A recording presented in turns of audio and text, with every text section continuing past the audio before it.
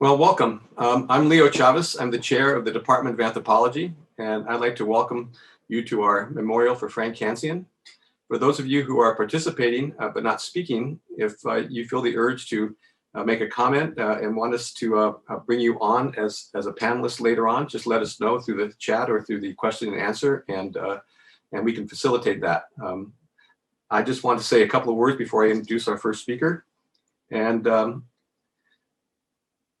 I just want to say, first of all, as chair and as a colleague of Frank's for over 30 years, that I just want to say this, what you're going to hear over and over again, that Frank was a great colleague. He was great to have coffee with. He was great to have lunch with. He was great to share ideas with. And I think the bottom line is that Frank was both a great scholar and a great person. Frank began his career, and we'll hear more about this later, as a journalist and as a photographer. He then, fortunately for us, turned his eye to anthropology.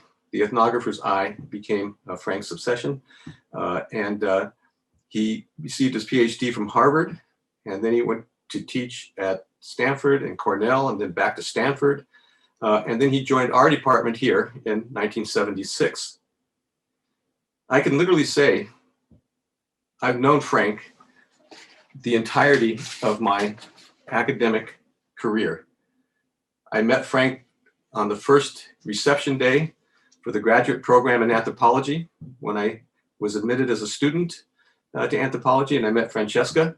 And I have to say, Frank really impressed me for his friendship, his humor, his friendliness, and his calm demeanor. And I thought, wow, this could be a great person to work with here at Stanford. Interestingly enough, I knew about Frank already because I was a Latin Americanist to a certain extent before I came with another scholar friend of his from Harvard, Gary Gosen. So I learned a lot about Latin America and his work in Zinacantan, Chiapas, Mexico. When I applied for a job at UC Irvine, it was amazing that Frank was here. It was my first real job talk, and Frank was here. And I remember as I gave my talk, I casually mentioned that I had just got done interviewing a lot of migrants from Zinacantan here in Southern California. I hear from the back of the room, "What?" And Frank jumps up, "What?" And I said, Frank, relax. I was just kidding. I just wanted to make sure you were listening." And of course, Frank was always listening, and he was always ready to respond. And he knew that there were no, or at that time, very few migrants from Zinacantan in the United States, particularly Southern California. During my days as a new professor, I knew I could turn to Frank for advice on almost any topic. He was always there as a mentor. And I remember one time, to kind of give you an example of some of his sage advice, I was pretty stressed out, I guess, as a young professor. Maybe it hasn't changed that much. But I remember I was upset about something. And so I wrote a long letter where I vented my anger and my rancor and my angst and tried to say, why I didn't deserve this kind of treatment. I can't even remember what it was for. That's completely irrelevant. So I wrote this thing up, and it made so much sense to me, and it was perfectly written and beautiful. And I gave it to Frank. Frank, take a look at this. What do you think? He sat down, he read it, nodded his head, and said, I can really see what you're saying. I really agree with what you're saying. I said, okay, I'm gonna send this. He goes, tear it up. I go, what? Tear it up. Now you said what you wanted to say. Now say what you have to say. And I have to tell you, that advice has really been something I've lived with my whole academic career. Because you know how it is when you get a review from an article you submitted to a journal, and there's always that one guy who just doesn't like it. And so you, instead of venting, you just pull it back. Frank taught me, wait, then you take out from that what positives you can and move forward. So Frank's advice, I think, is that's one of the key advices that I've always been able to utilize tremendously. For the next 3 decades and more, Frank was a fixture here in our department. We'll all remember Frank. He took our photos. He listened to us. He always made us feel better about ourselves. And I'm sure all of us are going to miss him tremendously. what I'd like to do now is turn it over to our first speaker, Dean William Maurer, Bill Maurer. And so Bill, let me turn it over to you. Thanks, Leo. Thanks so much. And it really is lovely to see all the names of the people who are attending today. And the slideshow was nice too, just to make us feel like we're all together, even though we're all apart. So Frank was officially appointed to serve as my faculty mentor when I was a beginning assistant professor back in 1996. And one of the first things he did was take me on a driving tour of some of the wilder and wackier landmarks of Orange County. And these are things that I think now I'm just habituated to, but back then they seemed really strange. Things like Crystal Cathedral, South Coast Plaza, and Fashion Island, and what he called, with devious delight, the Church Mall, which is where all those churches are off Bonita Canyon by Newport Coast Drive. The weird Arches of Triumph at the base of Newport Coast, and so on. We joked that he should trademark it and call it the Irvine Atrocity Tour. But it was more with wonder than derision, marveling at the weirdness of it all. And I remember him pointing at those, at like the churches by Mariners and saying, look, it's a strip mall, but it's churches. And I think back to that tour when reflecting on the impact that Frank has had on me personally as a scholar, teacher, and administrator. And for a while, I took visitors on that same atrocity tour. Now, almost every year since I've been at UC Irvine, including this exact month last year, I teach one of Frank's essays, Maximization as Norm, Strategy, and Theory, a comment on programmatic statements in economic anthropology, which was published in the American Anthropologist back in 1996. I'm not actually going to rehearse the argument and the old debate in economic anthropology that Frank's essay essentially settled, but instead invite you to think with me about Frank himself as norm, strategy, and theory. First, the theory. The atrocity tour was really a way to ask, how do we understand ourselves in this relatively young institution in this strange Orange County place? What's the meaning of it all? While pointing out what he called the tract house mansions in Newport Coast, Frank remarked that he had decided long ago that he didn't need to live in a mansion to be happy. And it was a way to open up a conversation with me about life goals and the meaning of it all. Next, strategy. Much like Leo recounted, I received very concrete advice from Frank in his capacity as mentor when I was getting ready for tenure, like super concrete, specific, practical step-by-step advice, like you published here, that's kind of worthless. You published there, that's pretty good. You published in this other place, that's also pretty good. But you really need to hit this journal or this journal or this journal. This journal's okay, this one is so-so. And then I remember he wrote to me in an email, if you get an article accepted here, then go, go, go. Don't wait, don't hold things back, just go. Finally, norm. Frank was, well, pretty frank. Always straightforward, honest, even when it was uncomfortable, direct, no nonsense, yet non-doctrinaire, a real listener, the way he'd lean into a conversation and try to understand where you and others in the group were coming from. A true model of the norms of collegiality.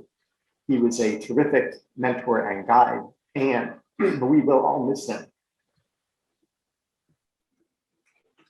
Oh, thank you, Bill.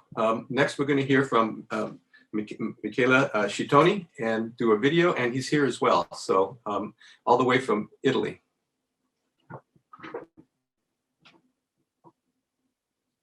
Hi everybody, I'm Michele Scittoni from Italy. Thank you for having me. Just want to say a few things about Frank and let a sequence of the short documentary that I made about him speak for me. As you know, in 1957, after college, Frank came to Italy at Lacedonia, which is a small rural village in the south, and he took almost 2,000 photographs that 60 years later he donated to the community. My film tells this story, and I want to emphasize the great generosity of this restitution. As a digital filmmaker, I can't even imagine how difficult it can be to part with negatives. But this was the ethos of a scholar and an author who has always put sharing and respect first. I want to remember his human qualities. He was so helpful and collaborative with me since the first contact made via email before his return to Italy in 2017. He was such a lovely person and always curious about others. I really remember Frank as a friend. Thanks to all of you, and a special greeting to the whole Frank's family. I bring this affectionate greeting also in the name of the mayor and the administration of Lacedonia, of the associations that collaborated with Frank, the Praloco Gino Chicone and La Pilart, and all the citizens who knew him personally or through his so emphatic and beautiful photos. Thank you so much. So then I started taking photographs.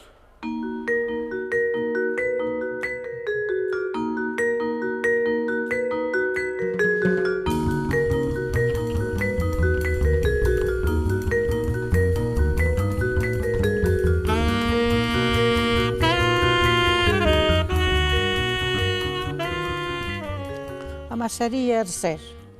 Teníamos la masseria qua, vicino. Eravamo in campagna e ci ha fatto quella foto, mi sembra che era l'autunno, mi sembra. Sta maglia qua che ci aveva addosso, no? Mi sono ricordata che era io, no? Io pensavo che non era io.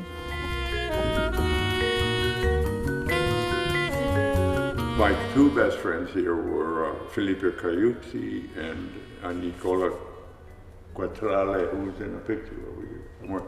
And Filippo had children, and he was a friend of Renato and Clara. So I met through them, I met Filippo.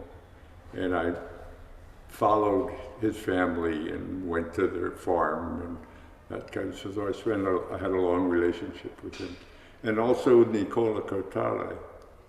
But he was kind of an isolated person. He lost his father was dead. His family was very poor. Why did I talk to Nicola? I don't know. We were interested in each other and we talked.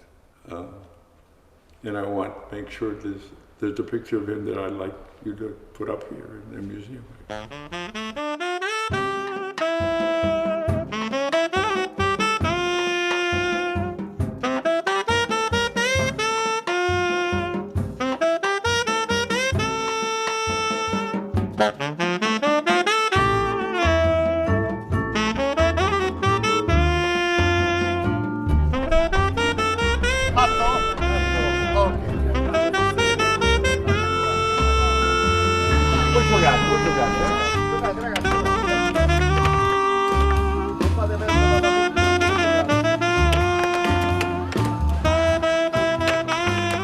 Sono Francesco De Angelis, ho 66 anni.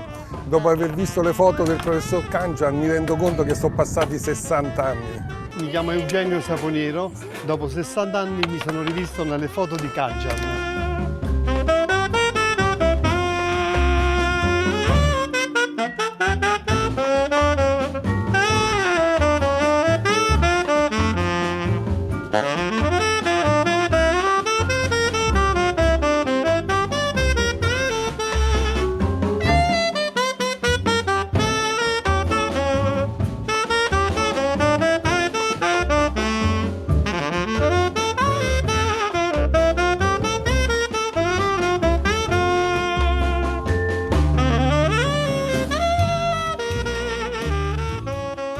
Person is not alone.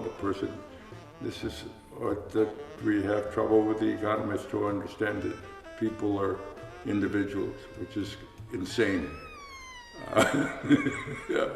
You know, they're embedded in this society, and so you have to start to think of why are they doing what they're doing, and how does that connect to other people, and so that's what I did here.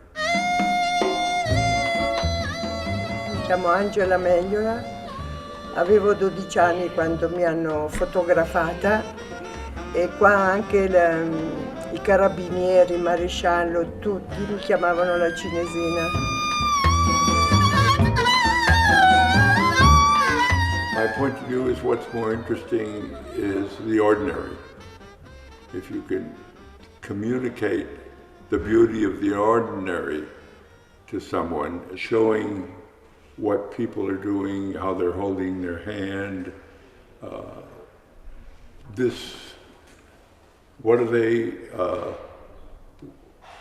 they disapproving of here? Okay, she was working on the harvest. I think she just came to visit their sisters. Over here, there's something they disapprove of. So it makes it, for me, it makes it an interesting picture. That's an ordinary thing. That's the point of view. Take something that you wouldn't notice normally and show somebody something about it that interests them, even though it's a simple thing.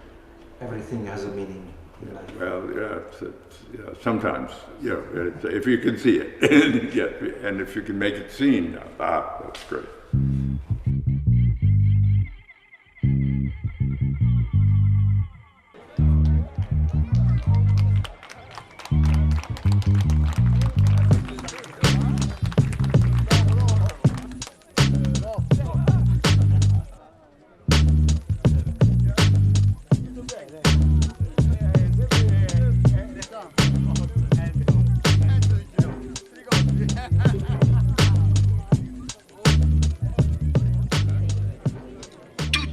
Ci hanno creduto, ma consentitemi di dirlo senza la caparbietà, l'ostinazione, in alcuni casi oserei dire l'oppressività fino ai limiti dello stalkeraggio di Tonino, Franchino, Rocco, tre nomi su tutti.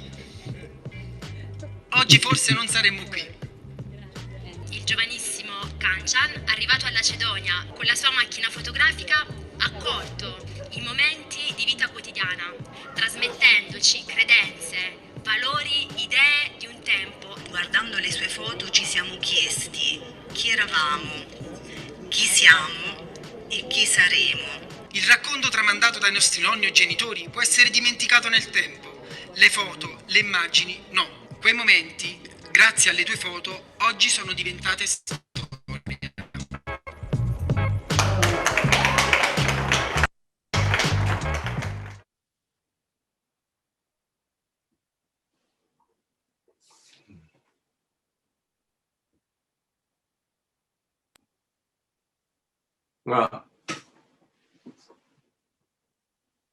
Well, thank you for that that wonderful video and Mr. Shitoni's comments about Frank.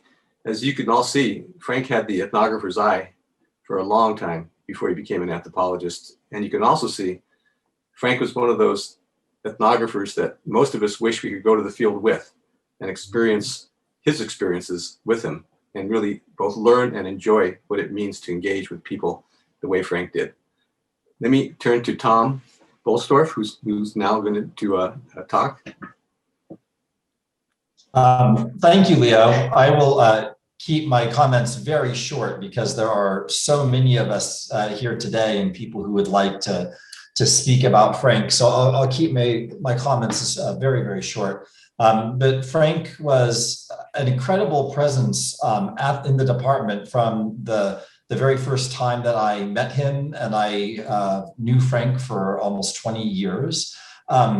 He was an incredible presence around the department. And I was trying to think of like phrases or ways to describe him. And one to me would be gentle brilliance, that he was someone who I would just see all the time around the department and interact with, and he would help me think about things, but he also would just give me such a great perspective on life. And he was like that to so many people. Another phrase that sort of comes to mind is true collegiality. He really understood what it meant to be a colleague to someone in every sense of the term. And he had this incredible breadth of his engagement with life. I remember now, probably 10 years ago, Bill and I went to an art exhibit in Long Beach at an art gallery near where we live, just 3 or 4 blocks from our house. And, you know, we've lived in Long Beach as long as we've been in the department. And there are, of course, other faculty who live in Long Beach, but in many ways, there's a separation there. But Frank was part of this exhibit, right? And he had all of these amazing photos that he had been doing in Newport Beach and on campus.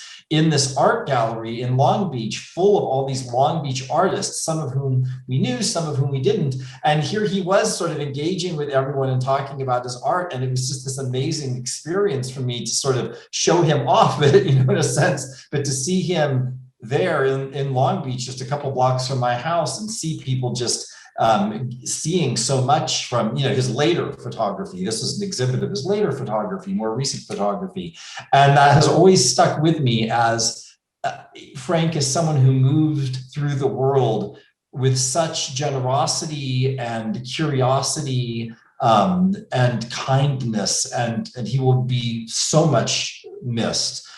He really was an incredible role model for me and many of my generation of faculty in the anthropology department and beyond. And so I'll leave it at that, because we have well over 100 people here today. But I just wanted to share a few thoughts about Frank and how much he meant to me. Oh, well, thank you very much, Tom.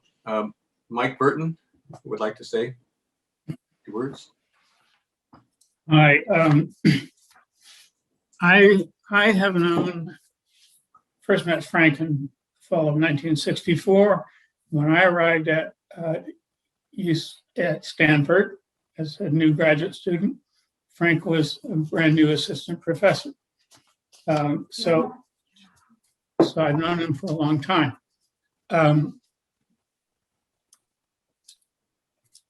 Now, I went to Stanford to learn the new field that is now called cognitive anthropology, and to combine that knowledge with that field of economics, which I'd majored in as an undergraduate. And I was pleasantly surprised to learn that Frank was an economic anthropologist. I was also very interested in the fact that he had done his research in Highland Chiapas. At that time, I wanted to do field research with Native American communities. So a year later, Frank and Francesca invited me and my wife at that time to their home to talk about field research in Chiapas. Well, in the end, that did not happen, but I continued to be interested in Chiapas and the work that a number of people have done there ever since. Some of you may not know that Francesca also did field research in Zinacantan. They had both been students in the program in social relations at Harvard, combined psychology, sociology, and anthropology. So you didn't have to be a certified anthropologist to do field research or a certified sociologist to practice economics in those days. Frank once told me that Francesca learned the socio language of the Zinacantan, and Frank did his field research in Spanish. Well, so this was this is a very large and long-standing research project, which I think is one of the most successful comparative long-term projects of its type. So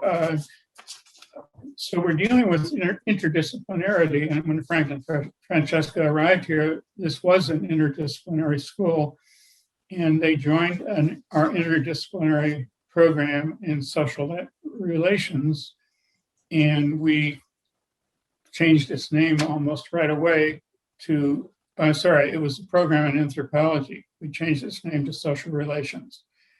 And we had research links with cognitive sciences, economics, linguistics, and mathematical social sciences, as well as anthropology and sociology. Economics is the first word in the title of Frank's first book, Economics and Prestige in a Maya Community. And so in case any of you wonder how interested in economics Frank was, that tells you. He loved to talk to economists. For years, he went to lunch every day with a group of economists, and I sometimes joined them. And due to his efforts, our economic anthropology course can be taken for credit towards either an economics or an anthropology BA, which means that class has gotten up to 400 students. And when I talk to economic anthropologists around the country, they all say, oh, we get maybe 30 or 35 at most. So that's quite an amazing testimony to his ability to reach out to people in another discipline in a way that allowed them to understand him and him to understand them. Now, Frank, we have two other people here, George and Jane Collier, who also did research in Highland, Chiapas, as part of the same project that was organized by a wonderful man named, we just called Vodi, but it was Evan Z. Vodi. He was unusually supportive of women, and at that time, that was a time of extreme misogyny pretty much everywhere. So Frank has published 4 books on Zinacantan. One was a book called Another Place, Photographs of a Maya Community. It was seeing that made me realize that he had a powerful interest in photography. So the other books have titles like Change and Uncertainty and The Innovator's Situation, which are more economics oriented. And I read all that work and followed all of that, as did many other people, because Frank was an eminent person in the field of anthropology. He was very well known. It's just amazing to me to think of somebody being an eminent person in 2 different fields that he was pursuing simultaneously, and in many ways keeping separate most of the time. He would talk about one or the other. If any of you want to read something by Frank in the area of economic anthropology, you should read his last book, The Decline of Community in Zinacantan. That's a powerful summation of a lot that we know about peasant communities in Mexico and what has happened to them in the last, since the Mexican government started interfering with their lives. And George has written on that as well. So George and Jane, I think, are the 2 people I've known longest here, other than Frank and Francesca, because I met both of them in 1968 when I was a postdoc at Harvard, and they were graduate students at Harvard writing their dissertations. At least that's how I remember it. So that's pretty much what I have to say. The other thing is that I just want to say, you really can't think about Frank without thinking about Francesca. They went to the field together. They were a pretty amazing team. And when they came here, Frank contributed greatly to the development of our economics, of our anthropology department, and Francesca to the development of the sociology department. So I would say congratulations to each of them for what they've accomplished in their life. Frank was able to have a long and full life. After he died, we received many emails from people in the anthropology department that were very inspiring. So inspiring that I did something that's very unusual for me. I wrote a poem about Frank that some people liked, including Francesca. I also have collected all these emails. I sent them to Francesca. I shared them with a few other people. And I think we all agreed at the time that we can share them with others if any of you want to see them. So that's all I have to say. Well, thank you, Mike. Mike's our resident historian, and thank you for all the memories. Sarah Mahoney? I believe it's in a video.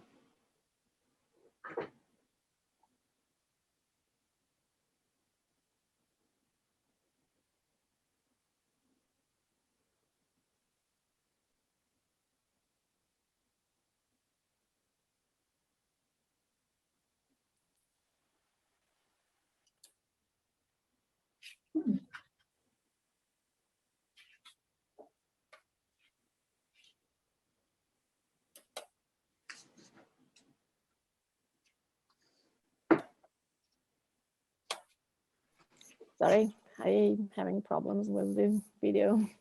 Give me 1 second, maybe. Yeah, they're having problems. Hmm? I just heard they're having problems. It's the only glitch we've had so far, so we're doing pretty good.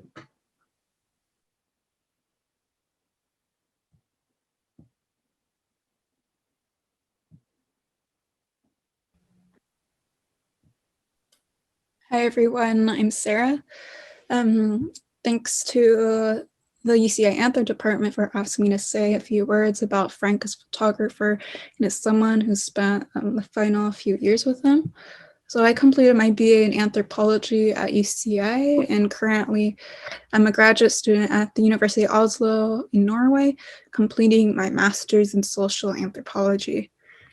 I met Frank my senior year at UCI, where I was also studying photography in the art department, and I heard from my friend in the anthrop department that there was a professor who looked like the character, the grandpa character from the Pixar film Up, and that he was also a photographer, and she said we should meet. So I did that, and yeah, I started going to Frank at his office, discussing photography. He would give feedback on my own work, and yeah, he really loved technology. So actually, like here, you see he had a Twitter account. He was tweeting, did you know I used to be a movie star?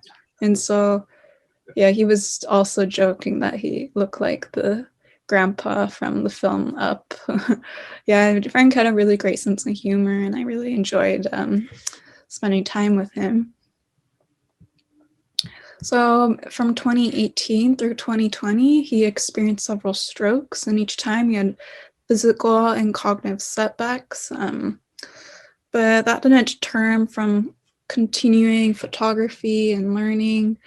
In 2019, he worked on a photo book project as well as an exhibit with his Italian colleague Francesco Faietta. And the book revisits Frank's photography in the town of Lacedonia, Italy, when he was a young Fulbright scholar. So I assisted Frank on this project, and I really got to know Frank's life story as a photographer. And so here is an example of some archival work I did, and it's Frank's undergraduate thesis, and it says a photo ethnography of the White Mountain Apache, and there are some pictures that Frank took from that period. So we see his interest as an anthropologist and photographer. It goes way back and continued throughout his entire life. And Frank, he wanted to use the medium of photography to capture the everyday mundane scenes in life. And in particular, his interest was in portrait photography. And there's a level of intimacy between the photographer and the person on the other side of the lens in portrait photography. So you see here, Frank captured close-up shots of his subjects and their facial expressions, and I think this required the creation of a safe space, and Frank's spirit was very kind, humorous, generous, and easygoing. So yeah, I think his personality disarmed people so that they could feel comfortable to be their authentic selves in front of the camera lens. And his photography in Italy, I think, really captured the sense of, an essence of who these people were. So right before his last stroke, he was able to receive a copy of the final printed photo book project and experience the museum exhibit in Rome, Italy virtually. He was super proud of the book and wanted me to share it with the UCI Anthrop department. And here is a picture of the cover of the photo book that was put out, and also a message from the editor, Francesco Fayetta. So Francesco wanted me to share his message to the UCI department for this event. So quote, "In the last months of his life, almost always in a lockdown situation, I was able to work remotely with Frank in order to reconstruct in detail his trip and stay in Italy in the hill town of Lacedonia during 1957. My interest was motivated by the high quality of his research work, which was reflected in his field notes and his extensive photographic investigation. It was a great privilege for me to build, together with Frank, the exhibition at the National Museum of Civilizations in Rome and the book that accompanies it. The friendship that was established between us in those months was important. It was a great sadness for me to lose him. The research work on Frank was set against the background of the broader interest of American anthropologists for the Italian Mezzogiorno in the post-World War II period, something that established for about a decade a partnership between social science scholars of the two countries, which then faded away. My hope is that the Italian attention for the work of American anthropologists in our country will be reciprocated. Thus, we will have honored the memory of Cancian, who tried to build a bridge between us. The volume on Frank, edited by me, is translated to English and available online. My introductory essay, also translated to English, is online on Barrow's International Encyclopedia of the Histories of Anthropology. I would be happy if you read them in order to honor Frank's latest effort. Thank you very much, Francesco Fayetta." So, yeah, the book was a big final project of Frank's, and I hope people in the department take some time to check out that work that was put out. So a final memory I'd like to share about Frank. I remember a caretaker came into his room and she saw the sprawl of photos on his wall, and she said, "Oh, so your hobby is photography?" And to which Frank replied very clearly, "No, photography is not my hobby, it is my passion." Thank you. Very touching, very excellent. Thank you very much. I'm going to turn to Carol Erlander now, and she's a part of his group for lunch. Yeah, that's true. Yeah, I'm also a faculty member at UCI, but in political science. And what I want to talk about is that for many of us spread across UCI, Frank was an important and generous part of our lives and the life of social sciences more generally and of the campus. My colleagues have and subsequently will talk about Frank's great distinction as an anthropologist. He was also an incredible member of this broader community. Let me start by speaking as a member of the lunch group, which was not just economists, but really a rather remarkable institution that has been going on since well before I got to UCI 40 years ago. I have to take a breath, for more than 4 decades. Virtually every day between 11:30 and 12:30, a subset of an informal group of a dozen or so faculty would converge for lunch. People were mainly from social sciences and a preponderance of economists, but not just, but also elsewhere on campus, some engineers, people from all over. The group evolved over time as people joined and left, but some members were there across the decades. And Frank was part of that core. And I suspect also one of the initial founders, so that predates my time at UCI. No prearrangements or appointments, but you could expect to find at least a few lunch companions, and maybe as many as 7 or 8, at the designated spot. For many years, that was the Phoenix Grill. The conversation ranged widely, solving the problems of the world, the problems of the campus, sharing information and gossip, and with a very strong sense of pushing people to provide evidence, or even better, to think of how evidence could be found. Frank was a regular and a wise participant. He talked engagingly about everything, not least including Chiapas, baseball, the university, what his children, Stephen and Maria, were doing, often doing to advance social justice, and more. In the last years pre-pandemic, he came to campus less often as he had his mobility issues and others. And it was, when he did come, it was a real treat when he would walk over to Au Bon Pain, the most recent spot for lunch. We were thrilled to see Frank come. I thank Frank for building and for maintaining this institution, not just participating in it, and for the deep gift of his companionship for all those years. My second example is of Frank as a teacher of his colleagues, not just in anthropology. I had the great good fortune to learn from Frank when he, the late Charlie Lave, and I team taught a quarter of the campus-wide honors course back in the 1990s. I want to share just one of the lessons Frank taught me, which actually harks back to his comment about economists in the film that we saw earlier. In that course, Charlie and I presented parts of social science that analyze the world by focusing on people making decisions, on individuals making decisions. And I admit that I did not understand approaches to social science that dismissed individuals' decisions and instead focused on roles. Or at least I didn't understand until Frank explained how he saw the disciplinary difference. Of course, people make decisions, he said, but they may often have very few choices. If they can't decide about things that are important, if they are constrained like that, you learn more by instead paying attention to their roles and to the functions of these roles in their communities. The cargo system in Chiapas provided a prime example, and in itself, it was something memorable to learn about from Frank.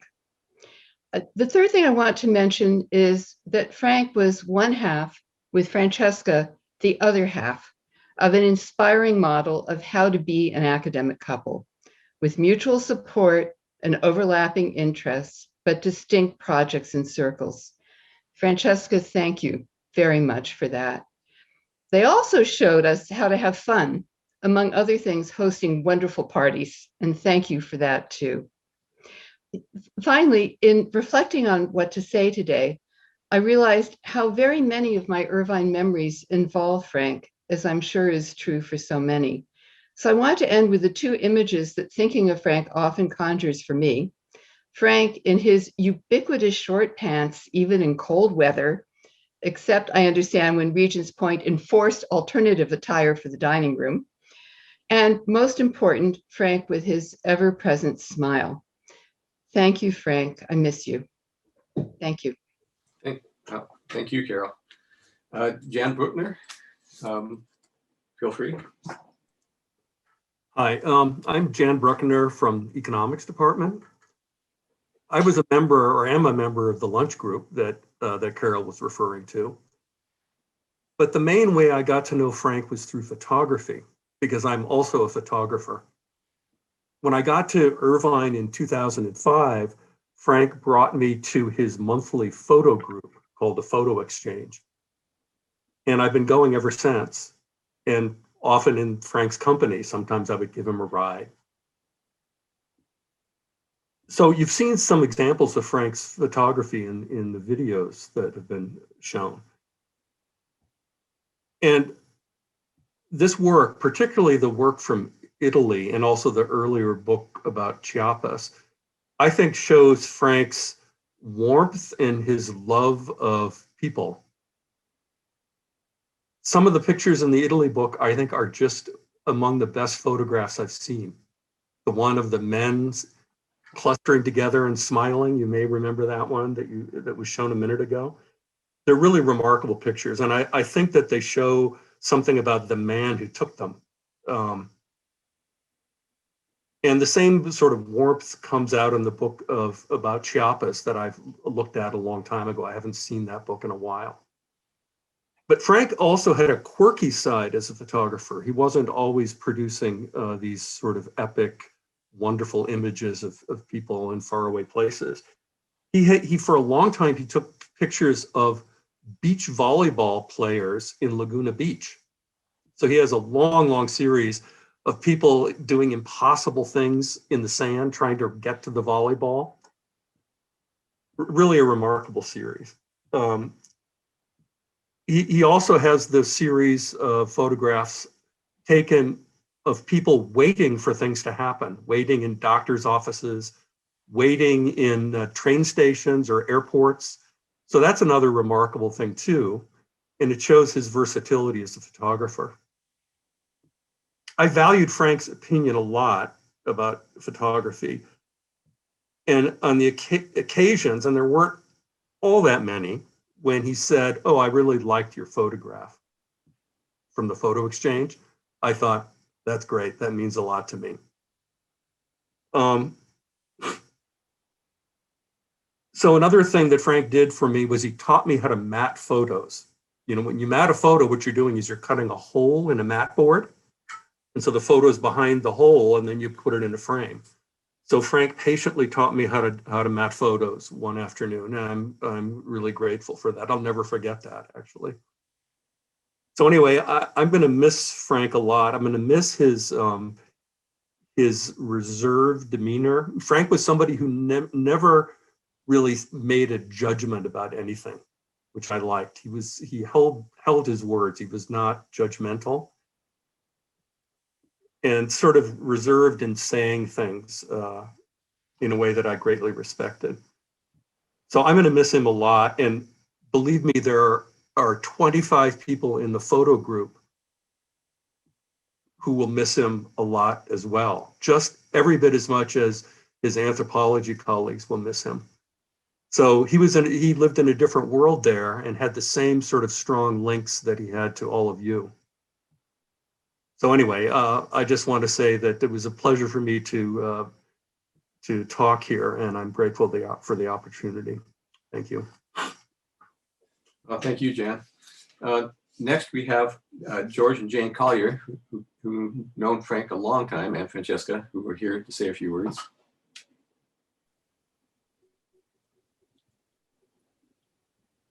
So are we on?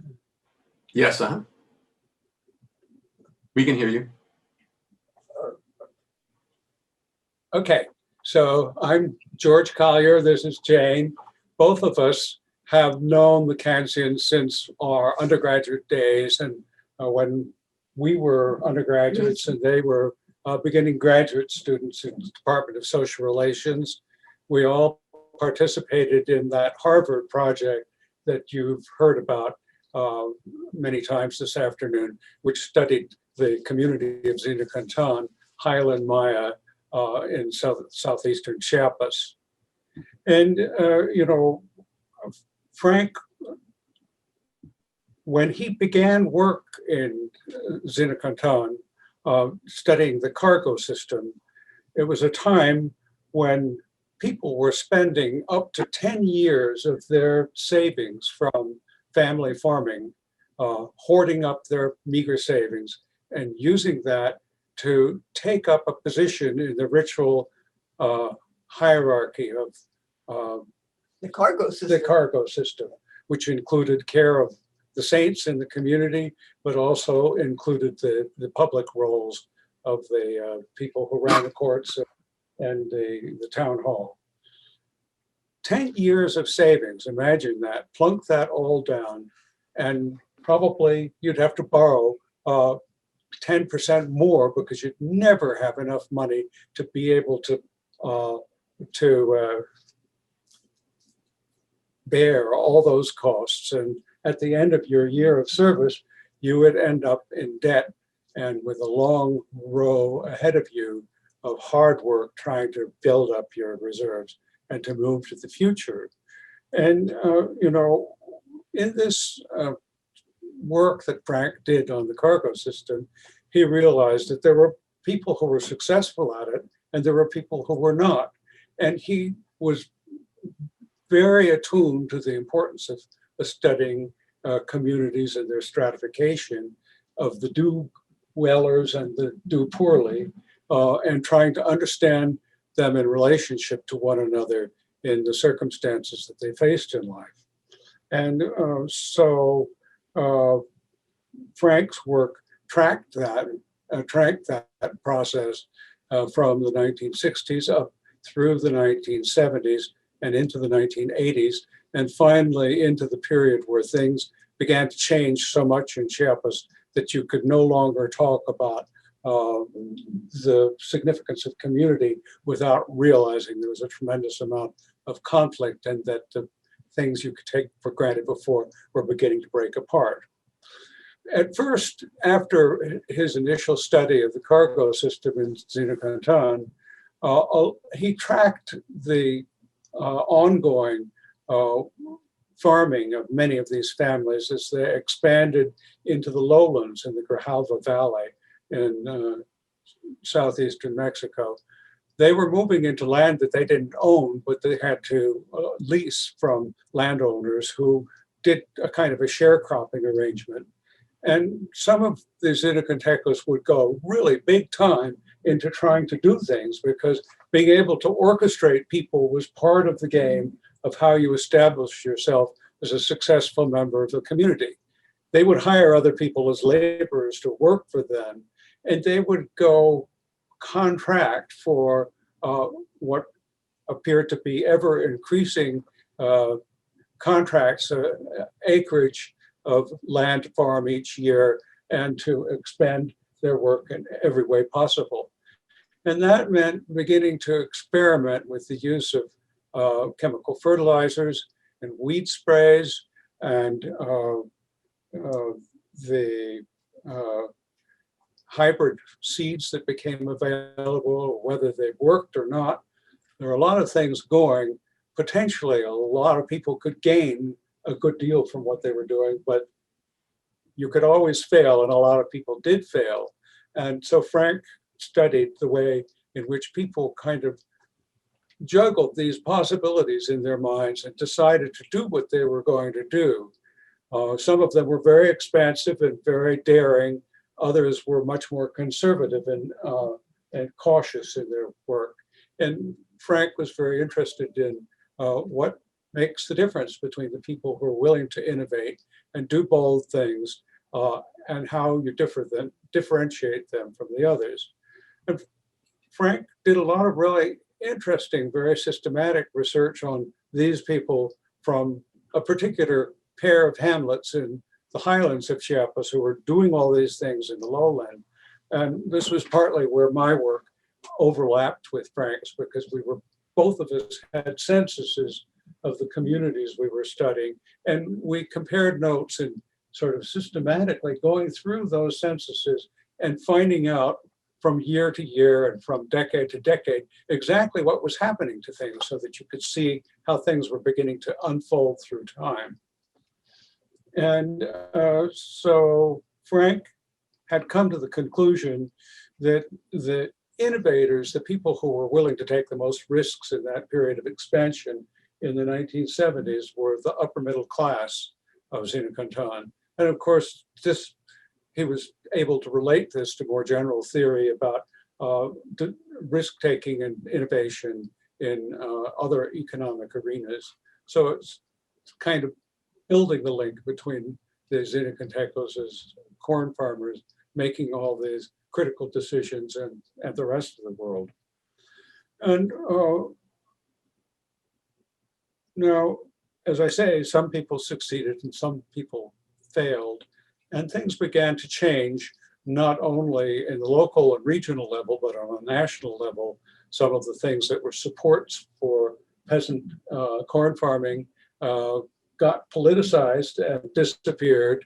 And of course, you know that the landscape of Chiapas became quite politicized, to the point where at one point where Frank and I were in a room together talking with people about what was going on in their communities, we found that there were water systems that would get cut off by their political enemies. And, you know, there'd be this faction, there'd be that faction, but it was all linked to who had access to using trucks and who could get loans from the state and so forth. And, you know, when it gets down to the nitty gritty of being able to cut off the water to your opponents and your enemies, you could tell that things were beginning to fall apart. And this led to Frank's putting together the book on decline of community, which focused on these things. And of course, it was a prescient study, because as you all know, Chiapas became the arena for the Zapatista rebellion in 1994, which reflected a lot of these tensions and divisions, not in the very highlands of Chiapas, actually in a couple of the hamlets that Frank studied, but not generally through Zinacantan, but more to the east in the lowlands of Chiapas. Now, one of the things that is really notable about Frank's work was that he took the methodology very seriously.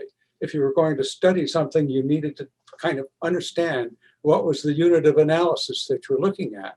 And you wanted to devise ways of looking at the variance from most successful to the least successful. And Frank was very adept in developing approaches to doing that.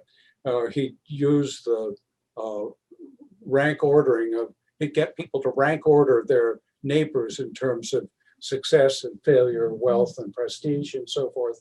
And he was able to show that those things correlated to a major degree.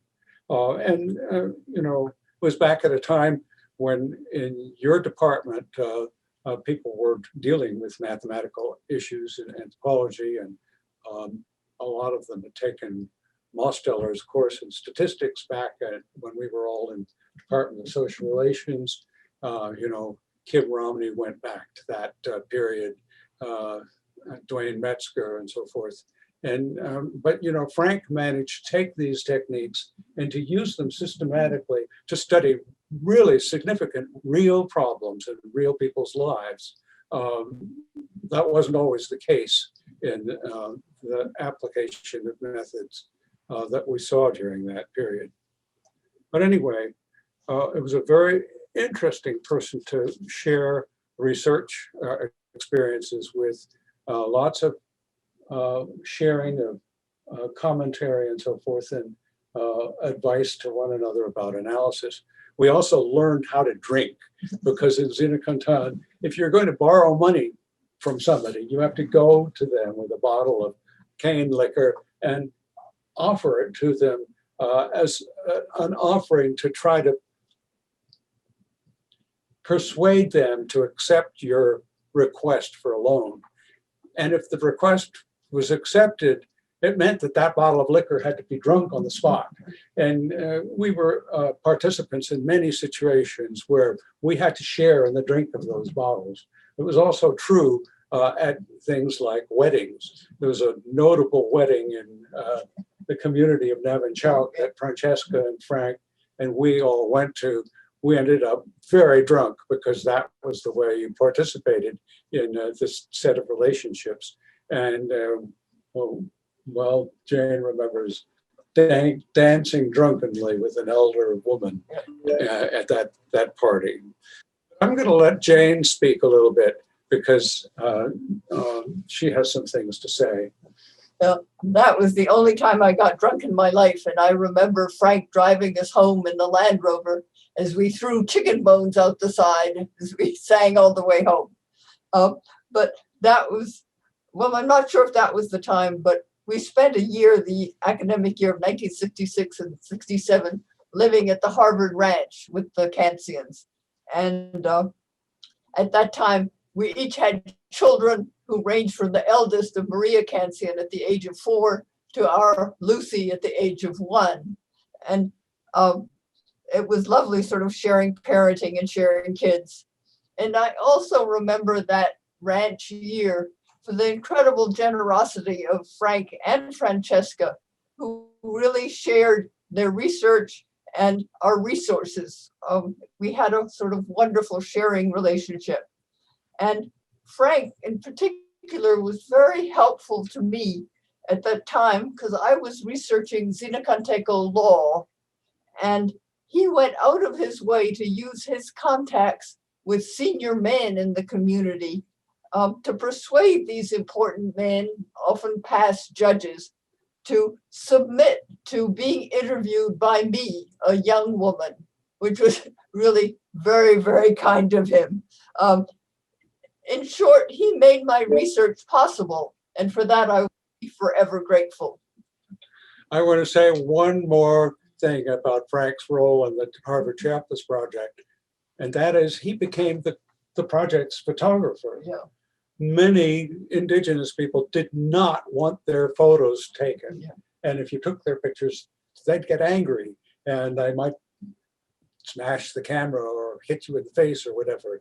Well, Frank, who was, of course, a photographer, knew just how some of you have talked about how his demeanor could make it possible for him to engage people with the possibility of photography. And he got to do a lot of really interesting photography in that community. He always shared copies of the photos with the people who were in the photos.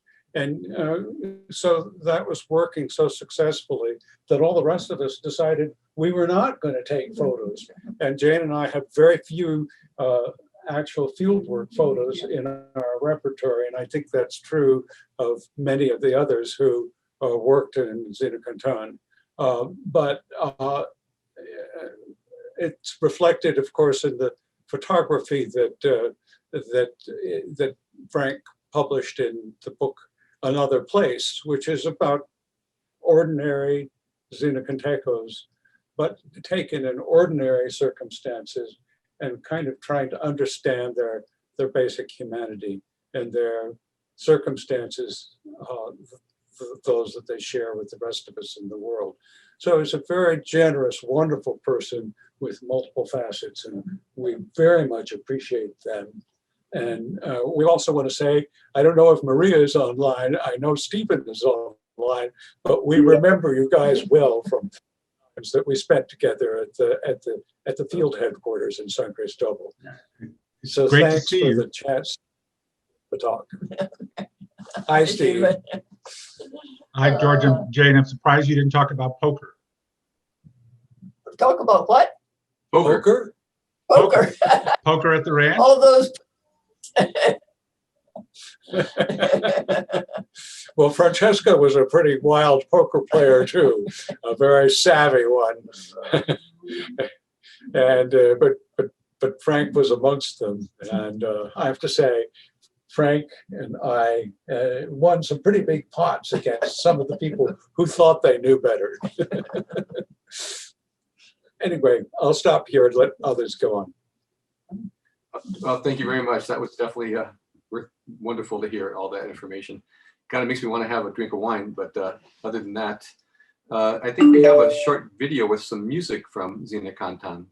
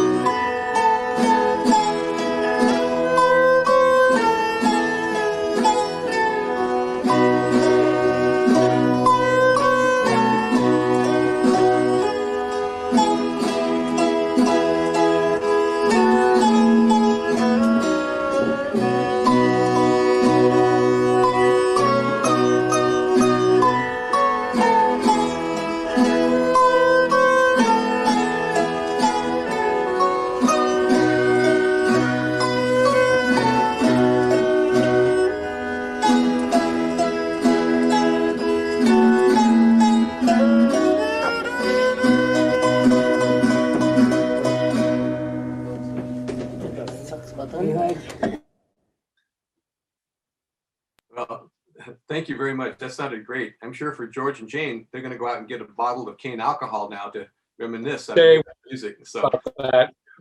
Hiring those musicians to play for you for 4 days straight in your ritual activity was part of what racked up the cost of these cargo positions. And as field workers, we listened through many, many, many hours of that, and you probably endured as much as you want to endure this afternoon. But you know, part of the fieldwork life was going with the flow of these experiences that would take hours and hours and hours, but that were very meaningful to them. Anyway, just a comment. thank you very much. I'd like to introduce former Dean William Schoenfeld, who has, I'm sure, some really interesting memories to share with us.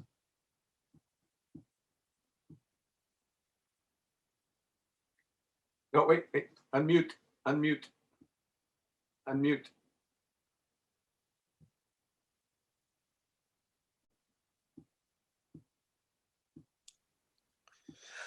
That was the Can you first hear me time, now?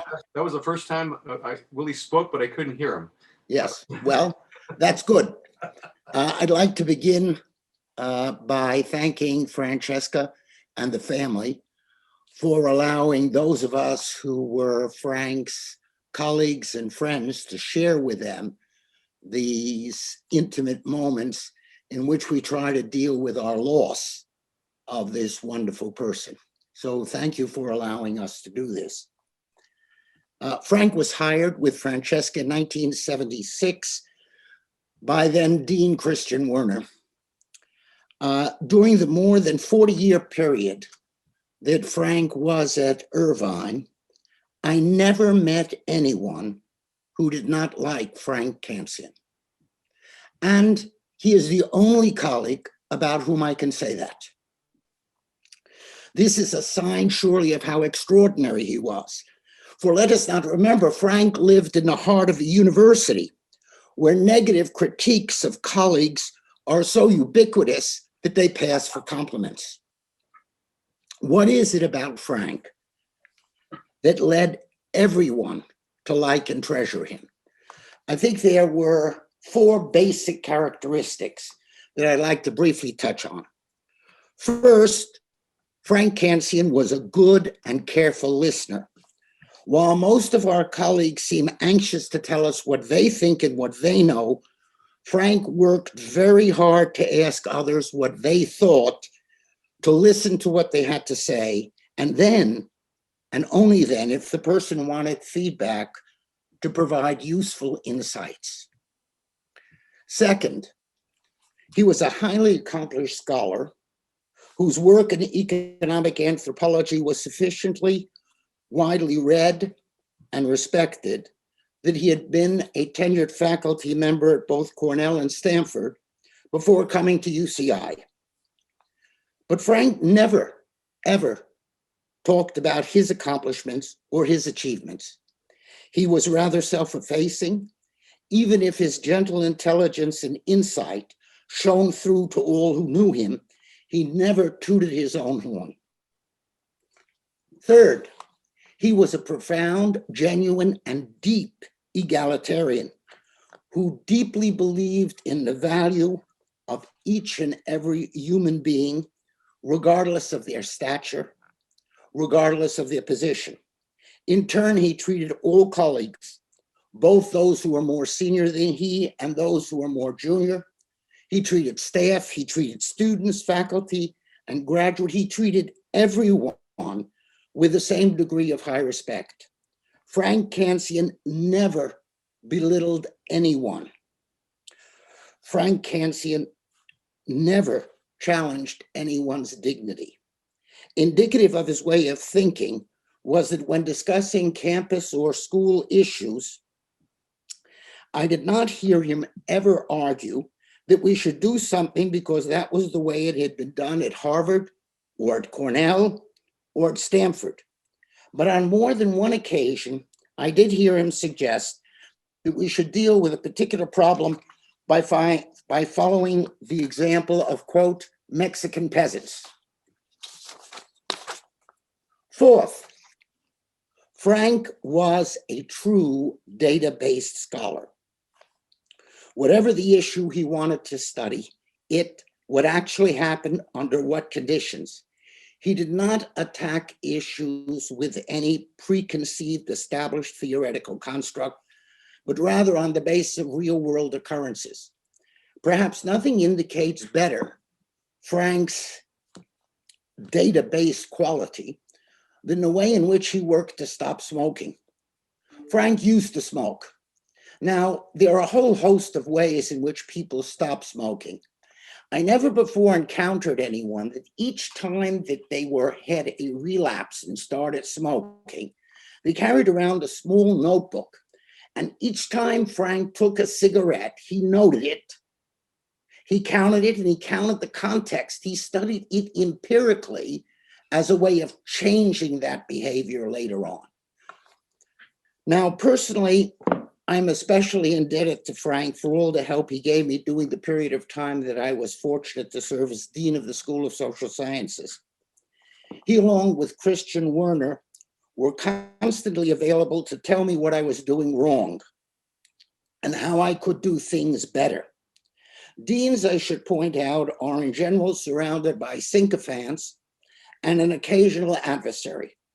What deans, however, need most are smart, knowledgeable, experienced people who tell them honestly, candidly, and clearly what mistakes they have made, what mistakes they are making, and what mistakes it looks as though they might make.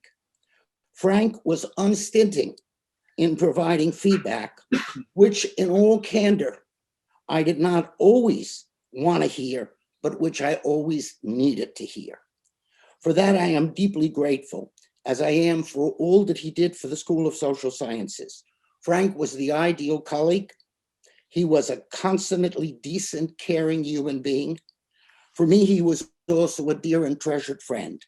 We will all miss him deeply. Well, thank you very much. We're going to turn to Frank's family now. First, his son, Stephen, if you wouldn't mind. Well, first, I want to thank everybody for sharing, because for me and my sister and my mom, I think hearing everybody's recollections of my dad, both today and over the last several months, is really helped us heal, because we can see that he continues to live in a lot of people's lives. And when you tell a story or explain how he's impacted your life, it makes me feel like he's still here with us. And really that's, all I can really hope for. I also feel like so many of the things that everyone has said, you'll see are reflected in what I most learned from my dad, which just again makes me realize how much, as Dean Schoenfeld said, he was the same person with everybody, with everyone here and with me as well.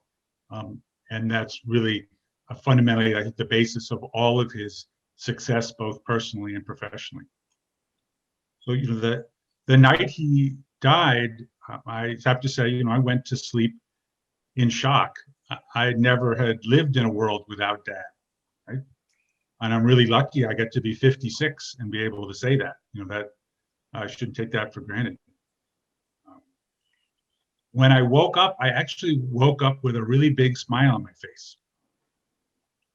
And I was sitting there in bed thinking about that, because that really surprised me.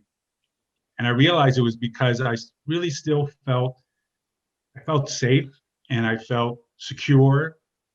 And that's because my dad always made me feel safe and secure. Like I always had somebody behind me.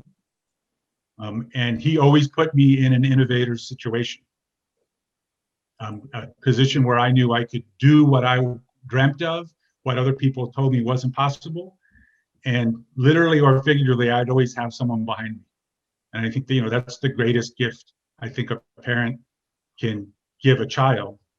And I'm lucky to have really three parents, my dad, my mom, Francesca, and many of you also knew Graciela. And together, I think they made most of my life possible by making me a risk taker and someone who would, follow their dreams. And really, I have to say, I lived my life by what my dad taught me, which are really many of the things that everyone has mentioned today. First, and maybe most importantly, my dad taught me to take care of the one you love. Nothing's more important than taking care of your partner in life, and the one you've decided to spend your life with. And for my dad, that was my mom. I'm equally close with my wife of 30 years, Hannah. And that, sometimes there's trade-offs you have to make, but you always make that trade-off because it's first and foremost about taking care of the ones you love. And for my dad, that also spread very broadly. And I think it's as simple, but also as profound as the real radical heart of the golden rule, that treat everybody as you want to be treated. And if you really do that, and my dad did, so many things change. And so I know it's sometimes natural to think about it as his demeanor, but I think more than that, he respected everyone and treated them as he wanted to be treated, and people immediately know that. So whether we were in the line at the hardware store, or at the baseball game, at the gas station, people responded to him, and they were responding to his respect, that he was treating them like he would want to be treated and like they were his peer, because they are. And unfortunately, in this world, many people don't treat each other that way. I mean, also, I think, as you've mentioned, he taught me to always listen first, whether it's a relationship or work. The first thing you do is you go be with the people who are involved and you shut up, you listen. And I think Dean Schoenfeld mentioned this, others did as well. You listen, and there are many worse things that someone can say than he didn't say anything. And if you can get all the way through a meeting like that, it's probably going to set a really good foundation for the future. Another thing that many of you had mentioned that I think was critical to my dad that he taught me was, right, the economists are wrong. We're only human because we are social. So respect and nurture social institutions, the lunch club, hanging out with Charlie in the office in the afternoon, going to lunch with Arthur, going with my mom to whether it's In-N-Out Burger, the farmer's market, or their favorite pensione in Florence. For me and him, it was going to Angels games for 35 years. And often people would tell us to shut up because we were talking all through the game. We were watching too, we're serious baseball fans, but we couldn't stop talking. And it was that social ritual that created the context for those conversations. The last thing I want to mention, because I appreciate that everyone's spent a lot of time together online this afternoon, is for anyone among us who didn't get to spend time with my dad in his last months and weeks. I think, as several folks mentioned, he was sometimes a man of few words, and he wouldn't necessarily express his emotions. And that, interestingly, changed somewhat in his final days. So he and I spent 50 years talking about photography and baseball rather than directly talking about what we were talking about.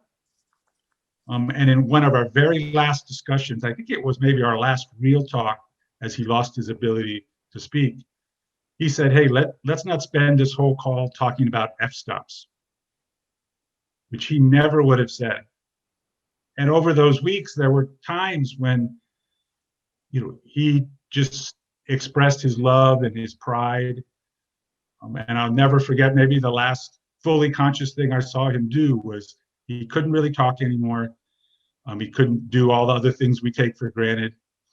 And it was close to my mom's birthday. And he somehow mustered the energy to hold himself up a little bit in bed and tell my mom that he loved her and give her a kiss.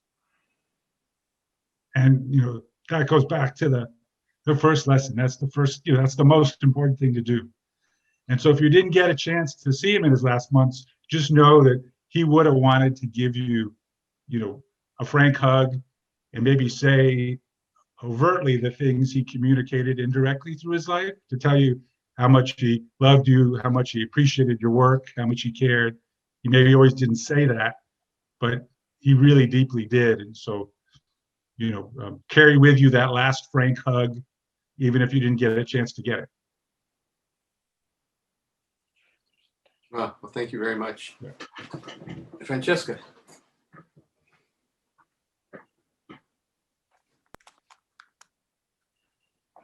Oh, sorry. The moment when I went to college, I can remember, I said, oh, I want to be a photojournalist. I went to the Apache in Arizona, and I did photography. I gave the thesis to the professors, and a favorite professor of history said to me, Cancian, you call this scholarship? No, he didn't call it scholarship. So I knew right away, scholarship, photography, and I was going to go for the photography. After college, I asked for a Fulbright scholarship. I wanted to come to Italy. My family's Italian. I can remember coming up the street from the market, a man stopped me and said, well, what are you doing here? And I told him, well, I'm a student. I want to learn about the culture, and I want to take photographs. And then he said, oh, okay. And then I said, oh, he's going to tell everybody else. And of course, that's what happens. Somebody else stops you, you explain to them, and pretty soon the whole town knows about it. So that after a few days, I started walking around with a camera. I went back to the United States. I went back to the college, but I worked on the photograph. I made prints, and the director saw the prints. He said, you should make a show. I don't know if the name Edward Steichen means anything to you, but he was the director for photography of the Museum of Modern Art in New York. He looked at maybe 60 of my Lacedonia pictures, and he liked them a lot. By that time, I knew I was going to go to be an anthropologist. I realized that there was a conflict between what we call hard and soft anthropology. If I told people that I was really concentrating on photography, I would not get a job. Okay. I never put the photography on my vita until after I had tenure, the security of employment. So I put them in a box, very nicely, a 5x7 paper box, all numbered and everything. And I put them away. And fortunately, I never threw them away, and here we are.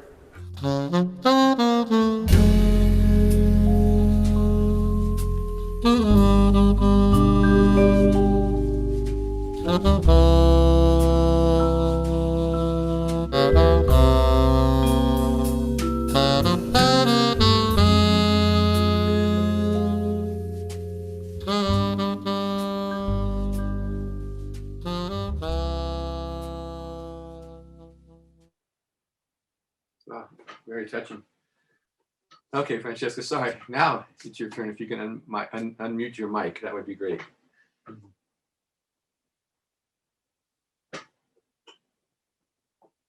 Your mic? You're muted, Mom. Your mic? There you go. Okay, all here. And I just want to say thank you to everyone who's come. He was really important to use while you're here, but just remember that you were all important to him. So I want to thank all the pieces that made up his in many ways, terrific life. Thanks to the School of Social Sciences and the Department of Anthropology who organized this celebration. Thanks to his students and colleagues, to the lunch group at the Phoenix, the men's group, our supper club from church, the photo exchange at Irvine, our family, and the people in Lacedonia and Rome who worked with him on his photographs, and also our neighbors at Regent's Point. On a personal level, of course, I miss him deeply, but I'm grateful for the 61 years we lived together. He had a good life. Thanks a lot. Bye. Well, thank you very much. And I want to thank everyone for sharing the remarkable life of Frank Cancian with us. If we actually ran out of time, but if anyone would like to join us and say something, that's okay. Otherwise, you would have to let me know. But I think we had a great experience, a wonderful experience, and I want to thank everyone for joining us.